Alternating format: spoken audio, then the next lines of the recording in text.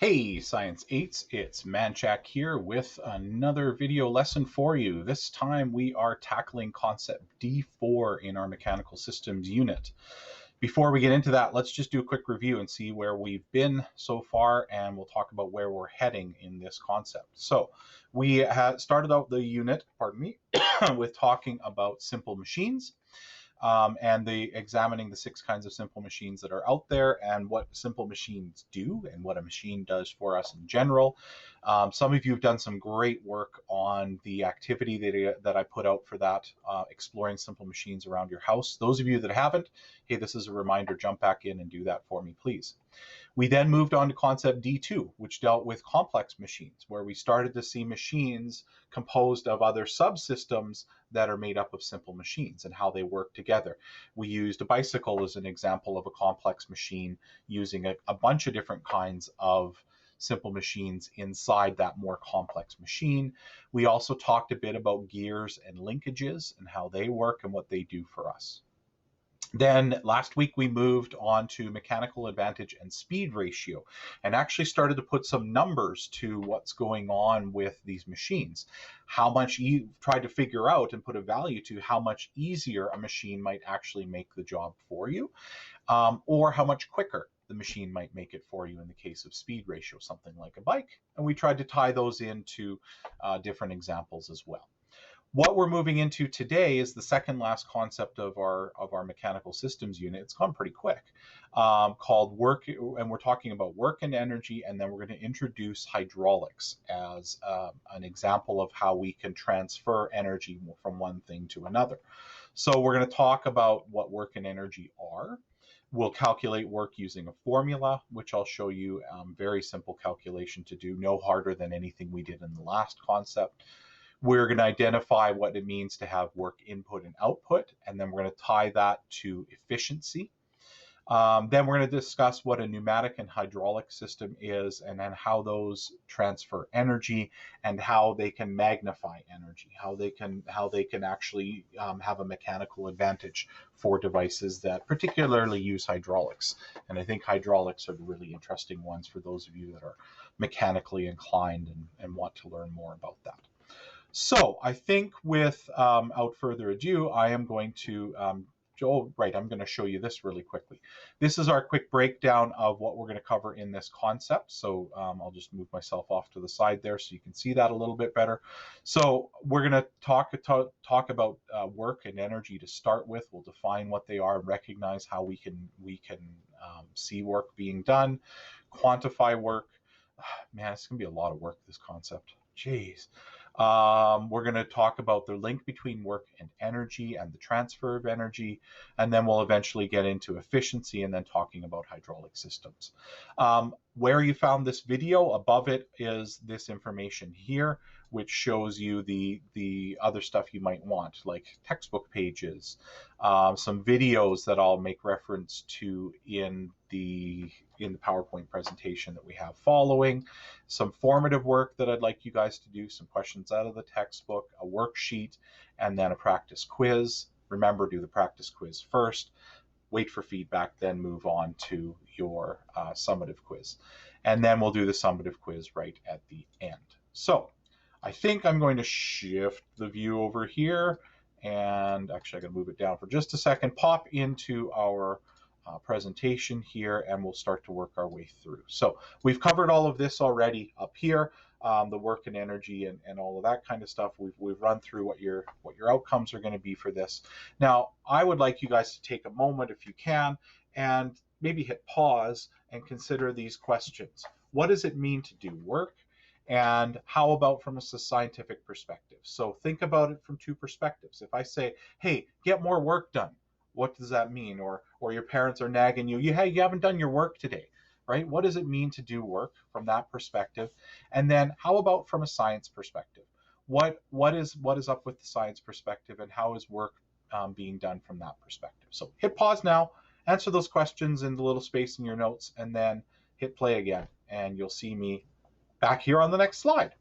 So what we're talking about here is the meaning of work and what work is all about. And we're approaching this from a scientific perspective because we are in a science class. Okay, so scientifically, work is done when a force acts on an object to make an object move. Okay, so there's two things in there that are super important. Thing number one, there is a force that acts on the object. Okay, that force is doing something to that object and what that object is doing. So the force is important here. And then the second bit is the object is moving. Okay, if we apply a force, but the object doesn't move, work is not being done. If an object moves, and this is a weird one, okay, because it doesn't really work that way, but if an object moves and no force has been applied on it, then work is not done. Then how the heck would the object move? So we'll leave it for that one.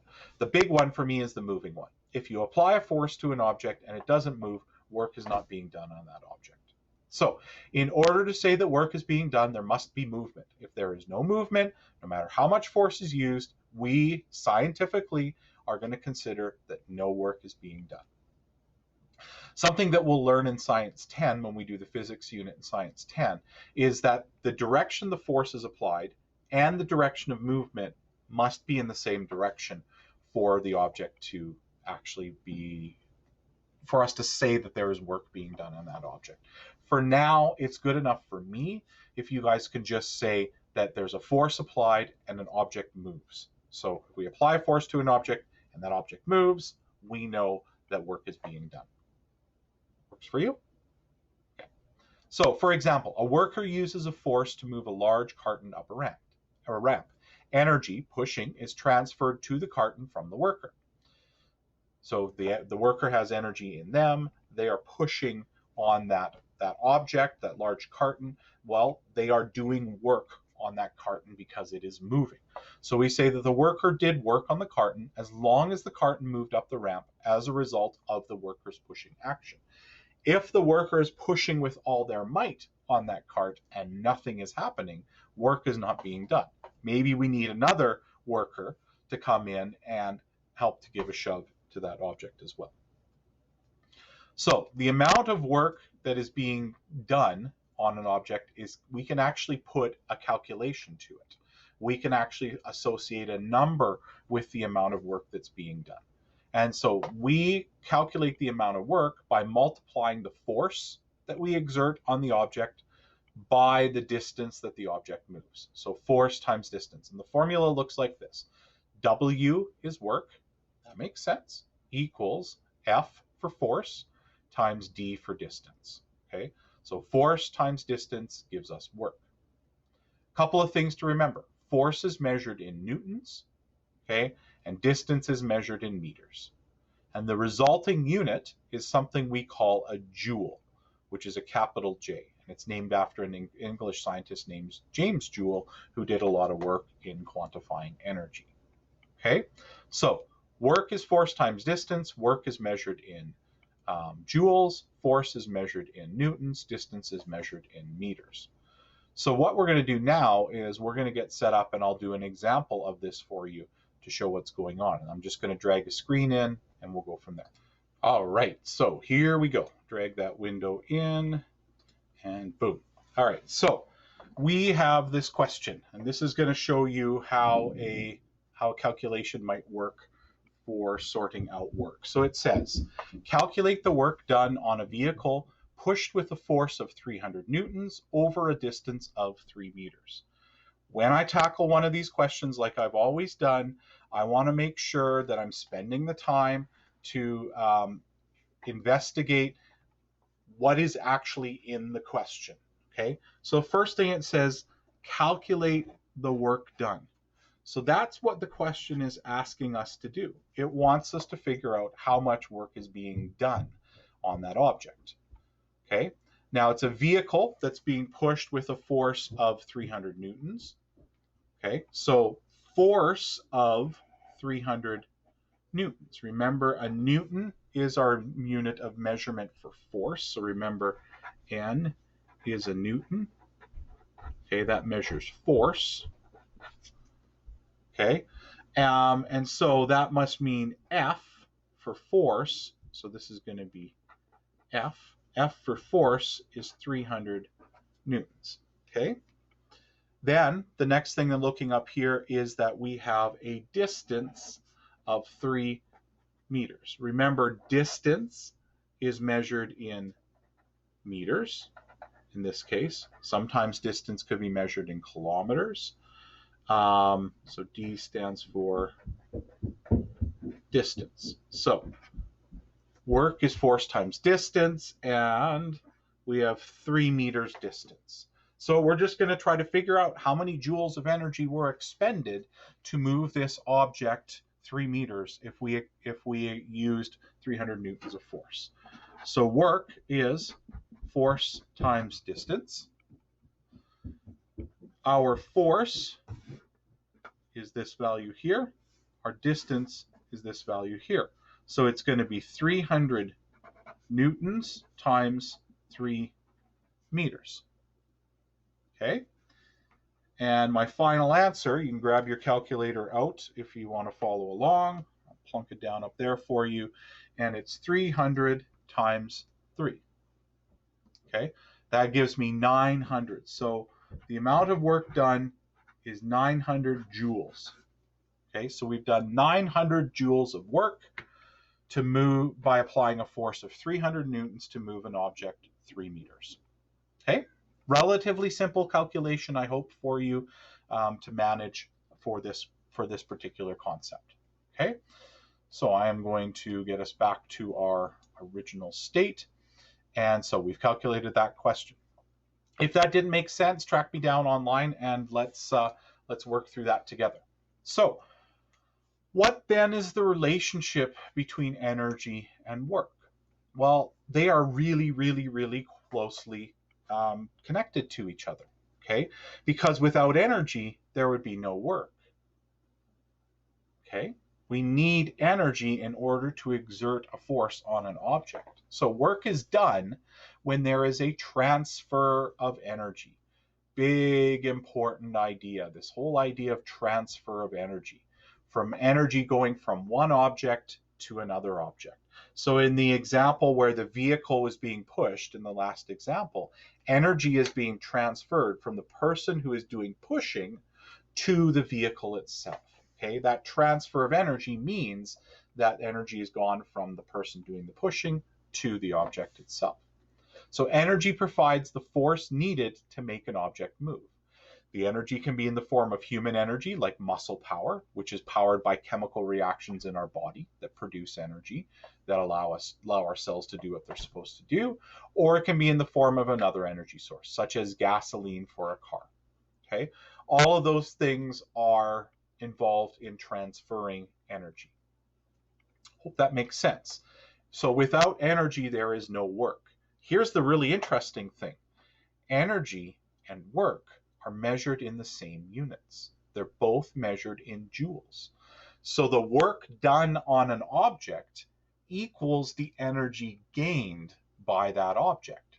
So in our example where we did 900 joules of energy, or we expended 900 joules, we did 900 joules of work, pardon me, that means that the object, the vehicle in that case, gained 900 joules of energy. So a machine transfers energy from its source to the object, causing the object to move. So that's where machines fit in all of this, is a machine does some work transferring energy to that object. There's a very complicated chain of events that make a car move. It begins with the car being fueled up with gasoline. And then all the way through its different subsystems, each doing work, eventually we get the tires rotating that make the car go forward or backwards depending on what we're doing. There is a video on the internet that I'd like you guys to have a look at on force, work, and energy. It's really short, like 3 minutes long, something like that. Have a look at it, please. It just gives you that connection, right? Work, transfer of energy, right? Those kinds of things. I really want you guys to understand how force, work, and energy work together. So then now we're getting into talking about work and machines a little bit. And really, let's get into talking about the machines that we've been talking about through this whole unit. There's different types of simple machines that can help us do work. The work done on a machine or done with a machine is the same as the work done without it. Okay. The thing that changes is the amount of effort that we have to put in to get that work done. Okay. So consider that your simple act of lifting something up from the ground up onto somewhere higher. If the object is to get that box on the ground and lift it up to somewhere higher, that's the object of it. It doesn't matter how much energy you need to lift it from here to here, right? Let me put it this way. The work that needs to be done is the same, no matter whether you lift it directly from here up to here, or whether you use an inclined plane to push it up there. The same amount of work has to be done, okay? But what changes is the amount of work input that's needed to do that particular purpose, okay? So work input, in this case, is the work needed to use or operate a particular machine. And work input, so work, and notice this is a subscript here, so it's written just a little bit below the line, is equal to the force input times the distance input, okay? The work output is the work done by the machine itself. So how much is the work actually, the machine actually doing for you? Work output is force output times distance output, okay? What we're going to do is link these two things together here shortly, and hopefully this will make a little bit of sense. But machines, their whole goal is to do something for us, but make it a little bit easier, whatever that something is. And so the work done with a machine is the same as the work done without it. The difference is that our input for a machine should be less, unless we're using a machine that tries to speed things up. Then it'll be a little bit more, but it'll happen faster. So what this leads us into, and I think I've alluded to this a couple of times, is that friction is the reason that work input does not equal work output. They should equal each other. They don't equal each other in real situations. And that's because friction affects the machine's efficiency. Anytime the machine has parts rubbing together, or anytime the machine moves or touches a part of the object we're trying to move, we create friction. And that friction generates sound. I don't know if you can hear that. It's generating sound. If you do enough of this, that friction generates heat and your hands start to warm up, right? That friction is energy loss, okay? Energy that is not useful anymore. It's not being used for the machine to accomplish its goal. So efficiency can also be calculated using work input and work output. If you recall, we had to look at mechanical advantage over speed ratio in the last concept to calculate efficiency. In this case, and this is the one that we use most frequently with machines because it's the easiest to calculate, is we look at how much energy do we get out over how much energy do we put in, and we multiply it by 100. Here's a tip. This number should never be greater than 100 when you're done working this section out.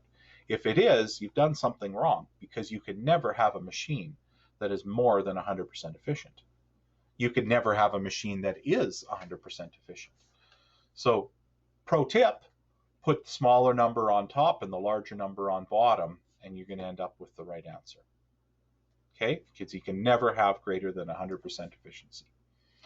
At this point, if you'd like to stop listening to me, I've been at it for almost 20 minutes, hit pause and go do these practice questions on page 292 of your textbook. Hit pause now. Okay, I'm back and move on. So now we're going to move into talking about hydraulics and what hydraulic systems do for us. This is going to bring us back to looking at mechanical advantage again, and trying for us to get a sense to what we can do with all of the knowledge that we've got so far to make really excellent machines that do a really good job of creating a ton of mechanical advantage. And hydraulics do an excellent job of that. So most machines that move very large, very heavy objects use a hydraulic system that applies force to levers, gears, or pulleys, or a combination of those. So think about the things that move heavy stuff. A crane, think about a digger, a backhoe, all of those kinds of things. They are using hydraulics to move really heavy stuff. A hydraulic system uses liquid under pressure to move loads. Okay, and liquid is the key here. If it's using air to move loads or to do something, we're talking about a pneumatic system. And a pneumatic system works a little bit differently than a hydraulic system. What hydraulic systems do is increase the mechanical advantage of levers in a machine. So modern construction projects use hydraulic equipment because the work can be done more quickly and more safely. There's many practical applications of hydraulic systems that perform tasks which make our jobs much easier. So a hydraulic lift, for example, is used to move the car here above the ground so a mechanic can work on underneath. And what we're kind of showing here is the difference on what a hydraulic lift does. Is we're going to put a relatively small amount of force here, which is going to get magnified, right, through mechanical advantage, to a relatively large force, enough force to move the vehicle upwards. Okay? If we tried to just apply that force directly without the use of this machine, it wouldn't work. If we even just tried a simple lever system, it might not work. But with this hydraulic system, it's going to work.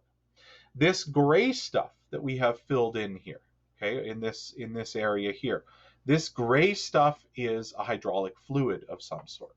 And what happens is when we exert force on that hydraulic fluid, so this end of the lift, that force is transferred all the way along that hydraulic lift, and it is actually amplified and pushed up, and we get more force because it's a liquid. Okay, and that all has to do with something we call pressure. So pressure is the measure of the amount of force applied to a given area. So pressure is calculated by figuring out the force applied over the given area. The greater the force applied over an area, the greater the pressure. If we apply the same amount of force on an area but reduce the area, then we get an increase in pressure as well. So if this was 2 over 1, then we have 2 for our pressure, 2 pascals in this case. If we have 2, same value on top here, over 0.5, okay, then we end up with 4 pascals of pressure, which is even more. It's doubled, okay? Where, remember, P measures pressure, F measures force in newtons, A measures area and in meters squared or centimeters squared. In this case, we'll use meters squared. The unit of measurement, P, for pascals, or for pressure, is a pascal, a PA, capital P, lowercase a, and it's named after Blaise Pascal, who was really important in doing research on fluids. 1 pascal is equal to the force of 1 newton over an area of 1 meter squared. Here's a challenge for you if you want to. Videotape a video of you showing me what 1 newton being applied over one area, 1 meter square of area is, and send that along to me. I think it'd be interesting to see what you can come up with. Might have to do a little research. Pascal discovered that pressure applied to an enclosed fluid is transmitted equally in all directions throughout the fluid. What we call this is Pascal's law, and it makes a hydraulic system, which are made of liquids, and a pneumatic system, which is made of air, possible. Think back to your first unit in science. You guys talked about different forms of matter, and you talked about liquids and solids and gases. And you know that liquids have particles that are relatively close together, that are just able to move past each other. Gases, the particles are very far apart, and they're bouncing off of each other and moving very, very quickly. Those are important to realize and remember when we talk about fluids. Fluids, remember, are liquids and gases. Okay. A common application of Pascal's law was illustrated with the hydraulic jack.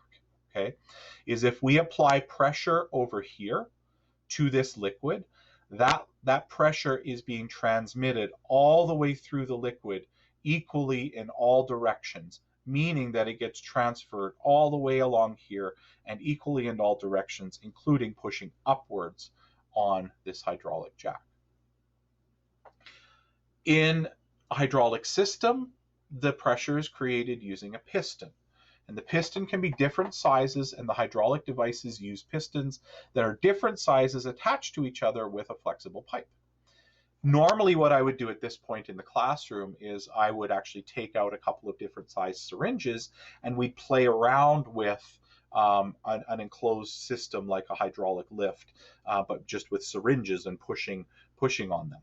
Since we're not in the classroom, I've got a video shortly that I'll recommend that you guys have a watch of. It's excellent. It's a little older, but it applies really, really well to what we're talking about and does an excellent job of illustrating this.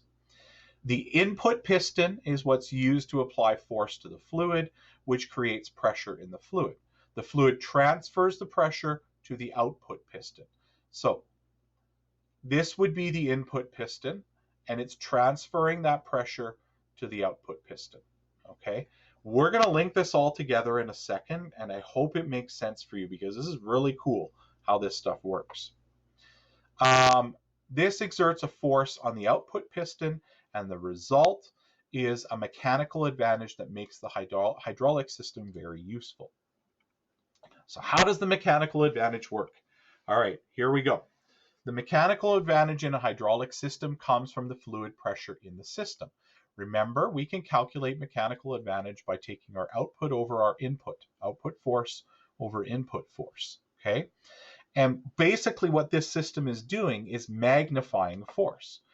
And this is, I know this is in imperial system as opposed to metric, but if we put 1 pound of pressure to 1 square inch, okay, let's think of this as 1 Newton of pressure or 10 newtons of pressure over 1 meter squared.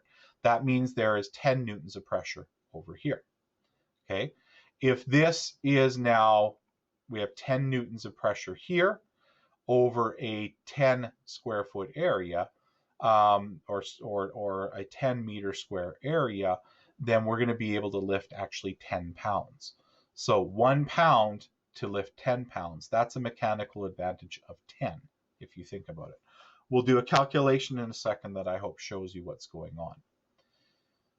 Mechanical advantages in hydraulic systems are usually quite high, and that's why they are so useful, because they amplify that force significantly. So here's where we're going to do our calculation, and I'll bring that screen back in for you to show you what's going on. So first off, we're going to calculate just simply how to do the mechanical advantage, how to figure out the mechanical advantage of this lift. Okay, so we're going to go back to our simple formula. Mechanical advantage is your output force over your input force, okay, to figure that out. Well, what is our input and output force? Well, let's read the question. Calculate the mechanical advantage. That's what we're trying to figure out. So MA is what we're trying to figure out. Of a hydraulic lift, if the input force is 49 newtons, so I'm just going to put here input, and that's not 49, that's 45, and the output force is 900 newtons. Okay, so now we know what the question has given us. Let's actually do the calculation. Output force is 900, output is on top, so we'll put 900 newtons on the top here, and then our input is 45 newtons, so put that on the bottom here. And then we'll get our calculator out again, and we're going to do 900 divided by 45 gives me 20.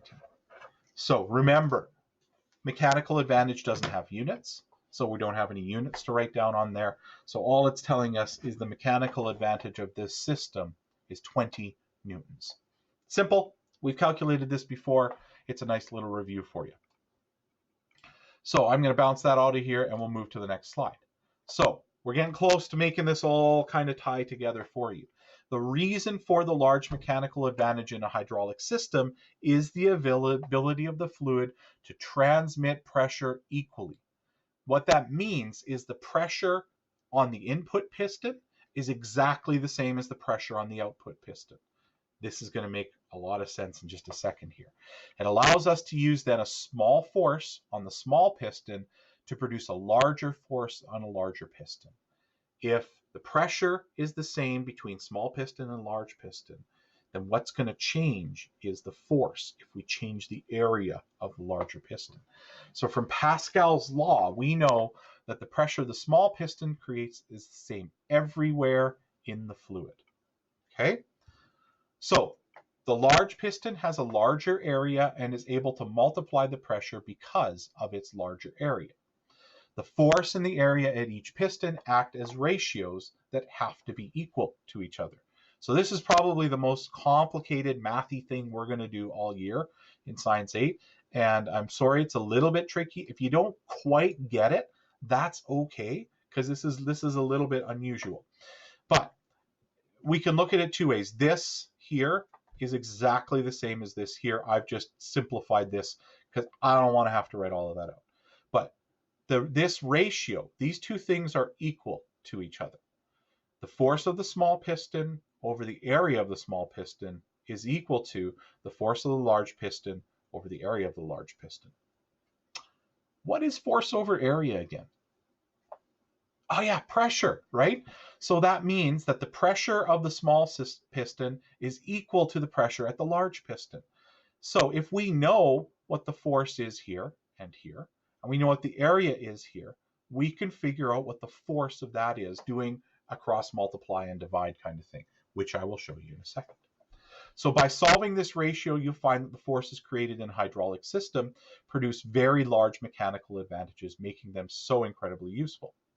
So let's do one last example here. Tuck myself down in the corner. We'll bring this window back in again, and I will just switch the slide the old-fashioned way. So let's assume I'm going to try to tie this all in this example, and we'll see how this works for you. Okay, let's remember a couple of things. Pressure is force over area. Remembering that force is measured in newtons, area is measured in meters squared, pressure is measured in pascals. Okay, and let's assume a small piston has an area of 4 centimeters squared. So I'm going to put area small, because that's what we're worried about, of 4 centimeters squared. Okay, and we know that this applies a force of 20 newtons, right? That's what the question says. 20 newtons, 4 centimeters squared, applied to the fluid. That pressure that's created is transferred equally in all directions through that fluid up to the large piston, which has an area of, and I'm going to put a large, 100 centimeters squared. Okay, so we've got a little tiny one that's about, that big. Okay, and then we got a much bigger one, which is basically a maybe 10 centimeters by 10 centimeters. Okay, what it's asking us to do, so there's my 100 centimeters there. Calculate the force exerted on the large piston, which is the force that will be exerted on the object it's lifting. Okay, so what we're trying to figure out is the large force. We don't know what it is. Before we do this, let's just take a second. We're doing a mechanical advantage question here. And we're trying to figure out, we're putting force on a small piston, and we're trying to figure out the amount of force that we're going to get on a large piston. In a hydraulic system, you have a mechanical advantage. So whatever we end up with for that, the force on the large piston had better be greater than the force in the small piston, or else we ain't doing much good. Okay, so on the last slide, remember that we said the force on the small over the area on the small is equal to the force on the large over the area on the large. Okay, And what we can do is actually fill in some values and then do a cross multiply on divide to make it really easy for us. So force on the small is 20 newtons. Area on the small is 4 centimeters squared. That's equal to the force on the large, which we don't know, over the area on the large, which is 100 centimeters squared. Okay, here's how I do this. I think it might be a little bit different than other people, but it works either way. I got the two numbers opposite to each other here. I'm going to multiply those two, cross multiply, and then whatever's left here, I'm going to divide. So I'll take 20 times 100 divided by 4. Okay, so let me get my calculator out and we'll do that. Hopefully you can see this. So we'll do 20 times 100 equals 2,000, and then we're going to divide it by 4. Okay, that gives me then the force for at our large piston is going to be 500 newtons. Okay, that makes sense for us. Okay, because the whole piston system, this whole hydraulic system, should amplify the force because the pressure is equal all the way through. And so it does. It amplified the force by quite a bit. If we wanted to figure that out, we could figure out our mechanical advantage by taking our output over our input. Our output is 500 newtons, right? That's the force on the large piston. Our input was 20 newtons. So our mechanical advantage, bringing back out our calculator, 500 divided by 20, is going to give us a mechanical advantage of 25, which is pretty darn impressive. Okay? That's the great thing about these complex machines that are hydraulic systems, is they really do magnify force in a great way, really allowing us to do amazing work with them. So I hope this makes sense. Okay, it is really just a cross multiply and divide. You know, take that number on the top, multiply it by the number on the bottom on the other side, or vice versa, and then divide it by the number that's being left over. Okay, however you want to do that, it's going to work out no matter what. You know, if you end up if you end up messing things up, that's okay. We'll work on that. But you want to take that times that and divide it by that. Okay, if that doesn't quite make sense, track me down. Let's sort it out. It's not the end of the world. We can try to figure that out. Okay, so let's get back to this. So the whole purpose behind one of these machines then is it's allowing us to amplify that force. Okay, remember though, we cannot get something for nothing in this. Okay, we've talked about this before. There's no way we can get something for nothing. What that means then is that if we do get that large force on our being applied on our large piston, it's going to have to move a little bit further. The small piston is going to have to move a little bit further to get that. So mechanical advantage has a cost. The cost is the increased distance the smaller force must go to make the large force move that small distance. So we're going to take that small piston and we're going to move it a long way just to get a little bit of movement over here. That's our trade-off. So right here is the video that I said that you guys should probably watch on this concept related to hydraulic and pneumatic systems. It does a way better job of watching me move my hands around and be all goofy. And it'll do an excellent job of illustrating what we've done in our calculations and in other bits. So go and have a look at that video right now. It's not ridiculously long. And then maybe as after you've looked at that, jump into the other bits of practice work, page 300, 1 through 4, and then have a look at worksheet number 4, work, energy, and hydraulics.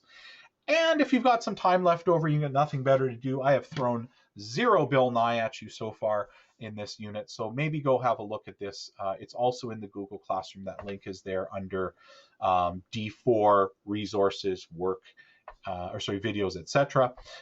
And you can watch the Bill Nye video because it's Bill Nye and he's lots of fun. If you don't like Bill Nye, that's just fine. I won't judge you for it.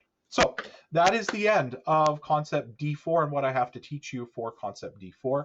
As always, if you have any questions, track me down in my office hours or via email so we can have a conversation. If you're struggling with any of this, please let me know. Stay away from each other, stay healthy, please, and we'll talk soon.